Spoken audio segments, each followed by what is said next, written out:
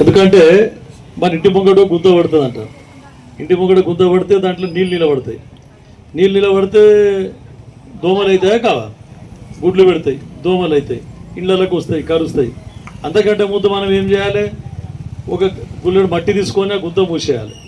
గుంత మూసేస్తే దోమలు నీళ్ళు నిలబడే దోమలు రావు. కానీ మనం ఏం చేస్తాం? మనం మంచి స్వభావం ఈ పొద్దు రేపు ఎట్లా అయిపోయిందంటే మున్సిపాలిటీకి ఫోన్ చేస్తాం. ఫోన్ చేసి వార్డ్ ఆఫీసర్కో ఎవరికో ఇక మా ఇంటి ముంగడ గుంత పడ్డది, మొత్తం నీళ్ళు నిలబడుతున్నాయి, వచ్చి సాఫ్ చేయండి అంటాం. సరే ఆయన రాడు. కమిషనర్కి ఫోన్ చేస్తాం.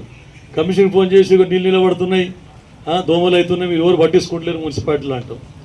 తర్వాత లేకపోతే ఎమ్మెల్యే కన్నా ఎంపీ కన్నా ఫోన్ చేస్తాం. ఫోన్ చేసి ఎవరు వస్తలేరు సార్, 5 రోజులా 6 రోజులా మొత్తం అట్లే నీళ్ళు నిలబడి మొత్తం ఇంకా ఎక్కువైతున్నాయి వానబడి అని చెప్పేసి చెప్తాం.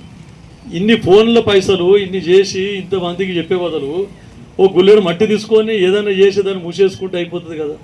ఇవన్నీ మొత్తం ఎమ్మెల్యే ఎంపీకి ఫోన్ చేసినాకల్లా ఆడ గుడ్లు పెడతాయి, దోమలు పెరుగుతాయి, దోమలు పిల్లలు అయితే దోమలు అయ్యి చక్కగా ఇంటికి వచ్చి దోమ కరుస్తుంది. కరిచినాక ఏమవుతుంది? మలేరియా వస్తుంది, లేకుంటే డెంగ్యూ ఫీవర్ అని వస్తుంది. తీసుకొని పోయి డాక్టర్కి చూపిస్తాం.